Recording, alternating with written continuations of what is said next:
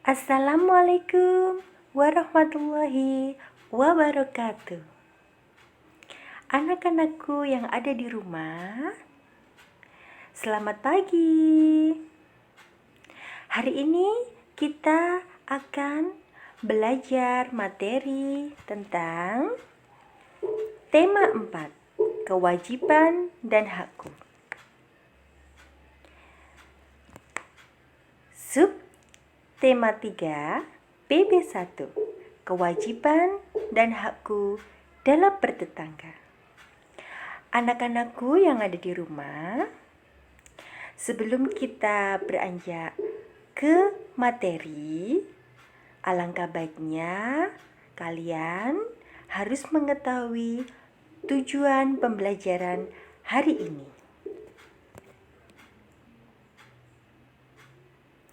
Tujuan pembelajaran hari ini yang harus kalian capai ada 6, yaitu yang pertama, mampu mengidentifikasi ungkapan atau kalimat saran dengan tempat.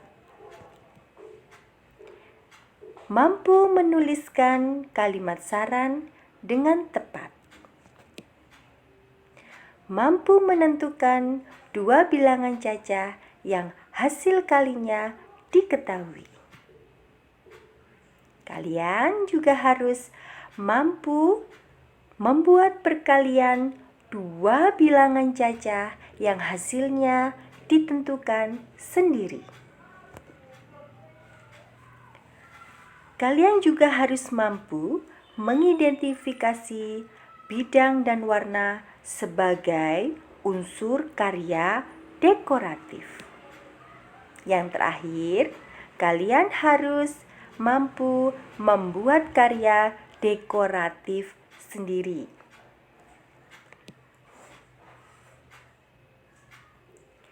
Anak-anakku yang ada di rumah, kita akan mulai ke materi. Anak-anakku, Ibu mau tanya, adakah di antara kalian yang sudah tahu apa itu hidup bertetangga? Ayo coba direnungkan masing-masing, apa sih hidup bertetangga itu?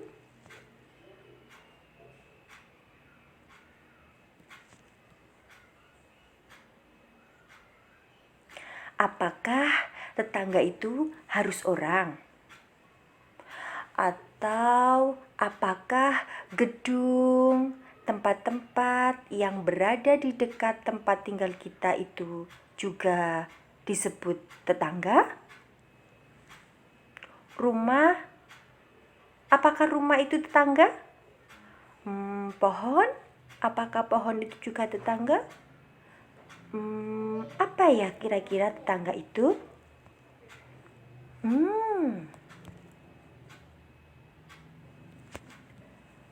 Siapa itu tetangga ya? Ternyata tetangga adalah orang yang rumahnya berdekatan atau sebelah menyebelah. Maksudnya apa? Maksudnya tetangga adalah orang yang rumahnya berdekatan dengan rumah kita. Di depan rumah kita tetangga, di samping kanan kiri tetangga, di belakang juga tetangga.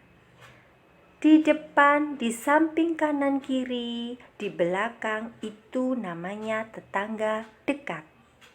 Mereka juga disebut tetangga. Yang rumahnya agak berjarak jauh dari rumah kita, apa bukan tetangga? Tetangga, tapi sebutannya tetangga jauh. Kalian sudah paham apa itu? Jadi, siapa itu tetangga? Tetangga adalah orang yang rumahnya berdekatan atau sebelah menyebelah. Ingat ya.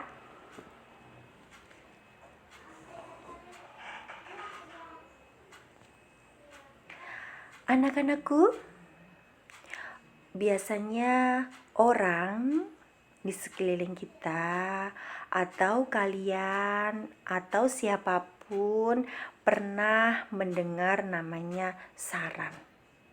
Kira-kira apa sih saran itu ya? Terkadang orang, tolong berikan aku saran. Kira-kira saran itu apa ya? Yuk kita cari yuk. Artinya saran atau kalimat saran, yaitu kalimat yang berisi pendapat. Pendapat itu apa? Pendapat itu bisa berupa usulan atau anjuran yang disampaikan untuk dipertimbangkan oleh si penerima saran. Bu Guru ulangi ya. Kalimat saran adalah kalimat yang berisi pendapat. Pendapat yang berupa usulan atau anjuran yang disampaikan untuk dipertimbangkan oleh si penerima saran. Ciri-cirinya apa ya? Termasuk kalimat saran atau bukan? Nah, ini ciri-cirinya. Kalimat saran biasanya disampaikan dengan menggunakan kata-kata seperti ini. 1. Sebaiknya, seharusnya, ada baiknya, lebih baik, semestinya. Ingat ya, apabila ada salah satu kata-kata itu, kalimat tersebut sudah dimaksud kalimat saran. Sudah termasuk ke dalam kalimat saran. Contohnya apa ya? Bu Guru punya 2 contoh. Yang pertama, bagaimanapun sibuknya kamu, sebaiknya kamu tetap memperhatikan kesehatanmu. Di situ ada kata sebaiknya.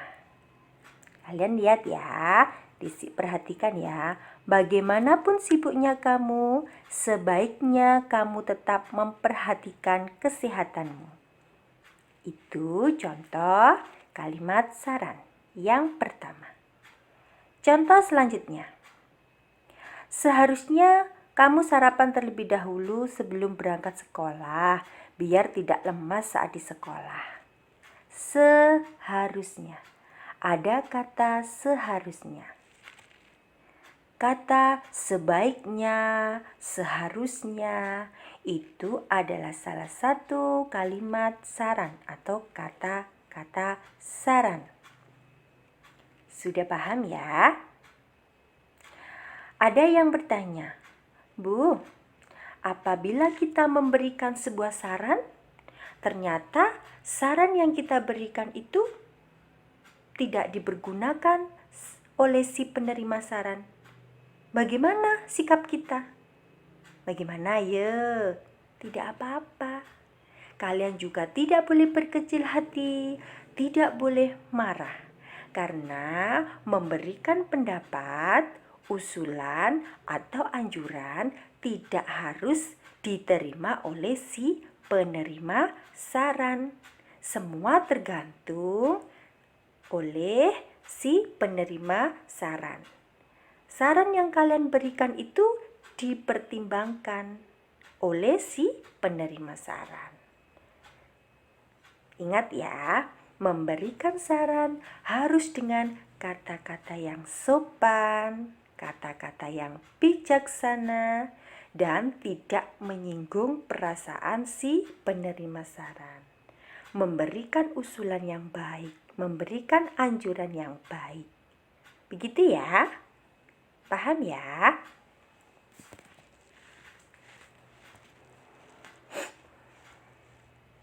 Sekarang coba lihat Di situ ada contoh percakapan yang dilakukan Lani dan ibunya.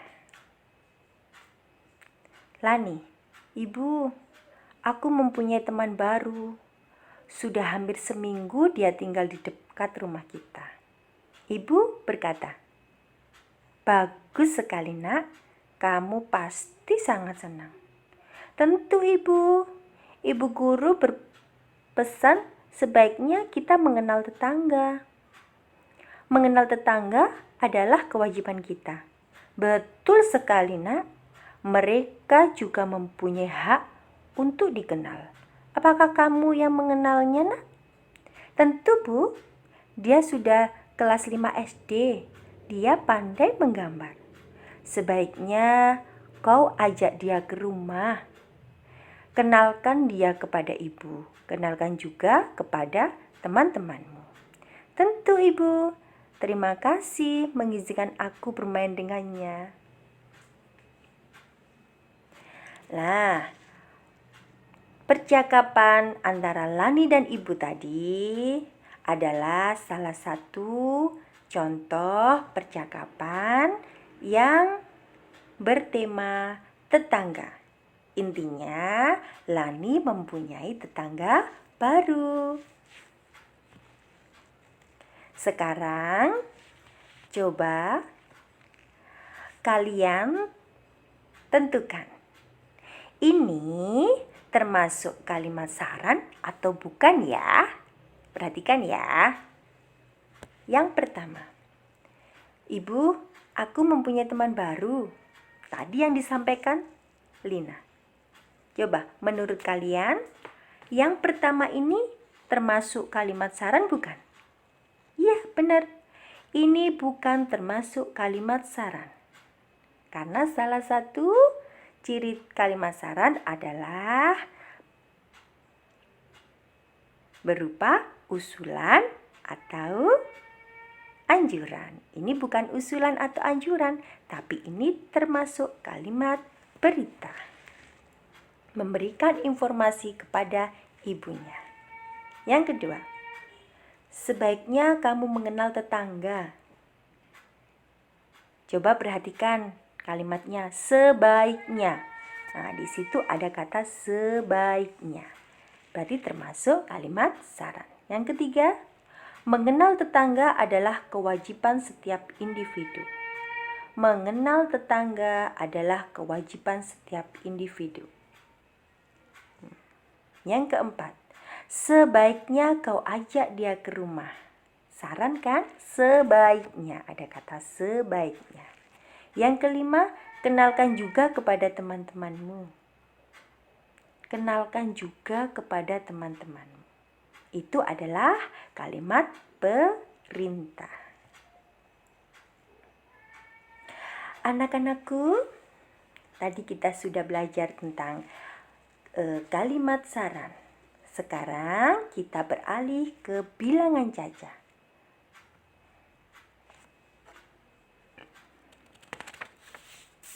Bilangan cacah. Apa sih bilangan cacah itu? Kira-kira ada yang tahu tidak? Ya, bilangan cacah adalah himpunan bilangan bulat yang bukan negatif atau himpunan bilangan asli yang ditambah 0. Maksudnya apa? Apa itu bilangan bulat? Apa itu bilangan bukan negatif? Di tema sebelumnya kita sudah membahas tentang bilangan bulat. Benar tidak? Bilangan bulat, bilangan bukan negatif. Bilangan negatif itu misalnya negatif 1, negatif 2, negatif 3, negatif 4, bilangan yang di bawah 0. Itu namanya bilangan negatif. Bilangan-bilangan tersebut tidak termasuk ke namanya bilangan cacah. Bilangan asli, bilangan yang dimulai dari angka 1, 2, 3, 4, 5, 6, 7, dan seterusnya. Itu namanya bilangan asli. Sedangkan bilangan caca, bilangan yang ditambah 0. Bilangan asli yang ditambah 0. Jadi bilangan cacah itu dimulai dari 0. Ditambah bilangan asli. Tadi bilangan asli sudah paham ya? Bilangan yang dimulai dari angka 1, 2, 3 ya, dan seterusnya. Sedangkan bilangan cacah dimulai dari 0, 1, 2, 3, dan seterusnya. Paham ya? Anak-anakku, bagaimana cara kita menentukan dua bilangan caca yang hasil kalinya diketahui? Ayo kita pelajari ya. Di sini Bu Guru mempunyai satu contoh soal, yaitu 10 dikali berapa sama dengan 120. 10 dikali berapa sama dengan hasilnya 120. Nah, sudah diketahui kan hasilnya? Hasil kali dua bilangan caca itu adalah 120. Bagaimana cara kita mencarinya? Yuk.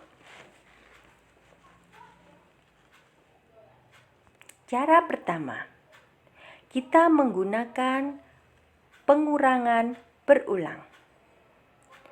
Hasil kali dua bilangan caca tadi dibagi dengan salah satu bilangan caca yang sudah diketahui, yaitu 120 dibagi 10.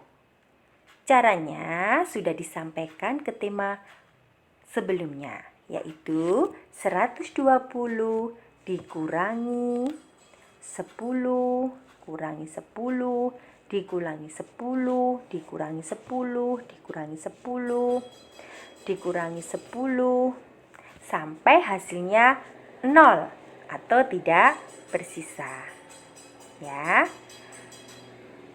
Bilangan 10 dikurangi 10 dikurangi 10 itu kalian jumlah dan jumlahnya ternyata ada berapa? 12. Nah, jadi 120 dibagi 10 sama dengan 12. Kita masukkan ke soal. Jadi 10 dikali berapa mendapatkan 120? Ternyata hasil kalinya adalah 12. 10 dikali 12 sama dengan 120. Cara yang kedua, penjumlahan berulang. Bagaimana caranya? Sama. Salah satu bilangan caca yang diketahui itu dijumlah berulang sama nilainya, bilangannya sama, sampai berjumlah 120.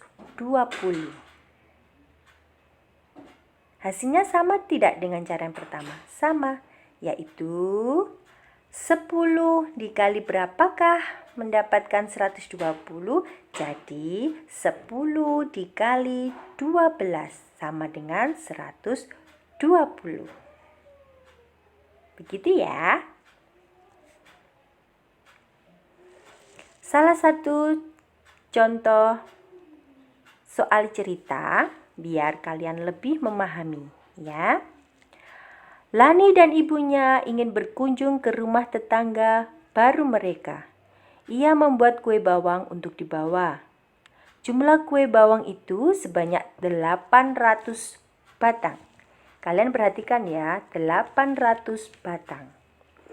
Ibu meletakkan kue bawang ke 4 buah toples. 800 bawang ditempatkan ke 4 toples. Berapa isi kue bawang di masing-masing toples? Caranya sama seperti tadi. Kalian boleh mengerjakan menggunakan cara pengurangan ataupun penjumlahan berulang. Ataupun dengan cara pembagian, yaitu banyaknya jumlah kue bawang 800 batang dibagikan sama rata ke 4 toples. Berapa hasilnya? Betul sekali, 200. 200 dikali 4 toples, hasilnya adalah 800. Atau 4 toples dikali 200, hasilnya 800.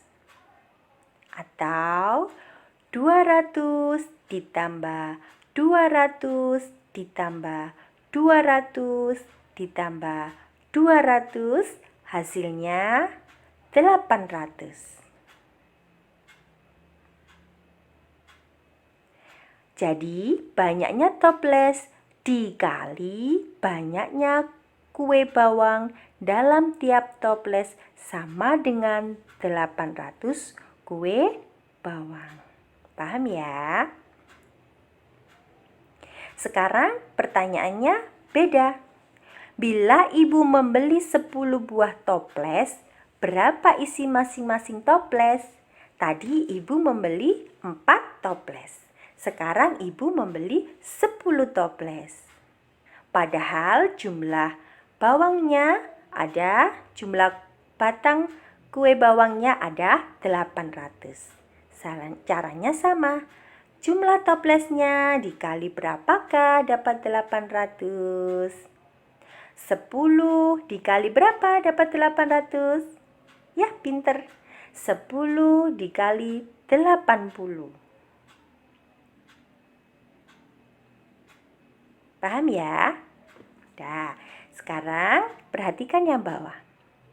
Ingatlah bahwa setiap toples harus terisi kue bawang yang sama banyak. Di situ kalian bisa memberikan 2 bilangan cacah, perkalian 2 bilangan cacah bebas, terserah, tetapi hasilnya sudah diketahui yaitu 800. Yang pertama, misal 2 dikali 400, hasilnya 800. Yang kedua, Bu Guru balik, 400 dikali 2, hasilnya 800. 3, 20 dikali 40, hasilnya 800. Yang keempat, Bu Guru kebalik ya, balik ya. 40 dikali 20 sama dengan 800. Yang paling mudah yaitu 1. 1 kali 800, hasilnya 800.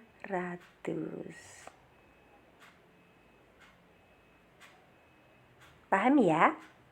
Ya.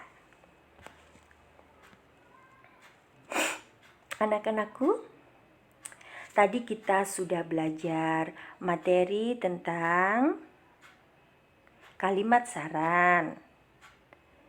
Menentukan 2 bilangan cacah, hasil perkalian 2 bilangan cacah, di mana hasilnya sudah diketahui.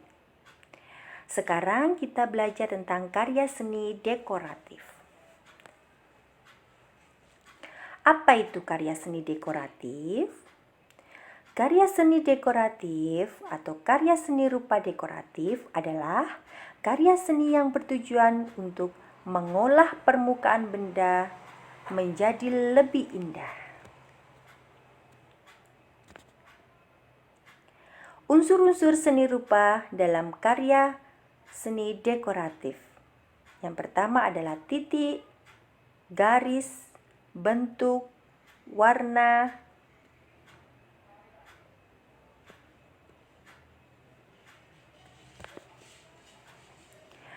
Karya seni dekoratif itu ada dua. Bentuknya ada dua. Yang pertama berbentuk geometris. Itu contohnya ya. Jadi sisinya jelas, gambarnya masih jelas. Yang kedua bentuk stilasi. Bentuknya bebas. Karyanya bebas. Perpaduan antara beberapa bentuk geometris. Bu Guru kasih salah satu contoh karya seni dekoratif yang sudah jadi. Contohnya seperti ini.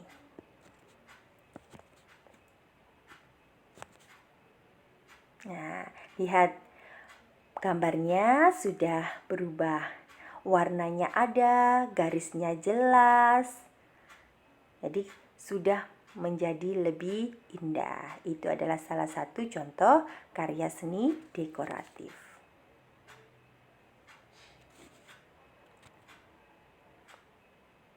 Anak-anakku, hari ini kita sudah mempelajari semua materi dari ketiga materi tadi, ya. Selanjutnya, biar kalian lebih memahami tentang materi hari ini, coba kalian mengerjakan soal evaluasi di Google Form atau Google Formulir. Nanti kalian masuk ke linknya dan coba kerjakan soal-soal evaluasi yang ada di dalamnya. Anak-anakku yang ada di rumah, pesan moral dari kegiatan pembelajaran kita hari ini ada dua. Bu Guru ringkas ya. Yang pertama tentang saran. Berilah saran kepada orang lain dengan menggunakan kata-kata yang baik, bijaksana, dan sopan, agar orang atau si penerima saran dapat menerima saran, usulan, anjuran dari kalian dengan senang hati dan tidak ada rasa tersinggung. Yang kedua, hargailah sebuah karya seni, karena karya seni memiliki nilai keindahan. Karya seni juga adalah sebuah nilai emosional dari si membuat karya seni. Demikianlah dari Bu Guru. Wassalamualaikum warahmatullahi wabarakatuh.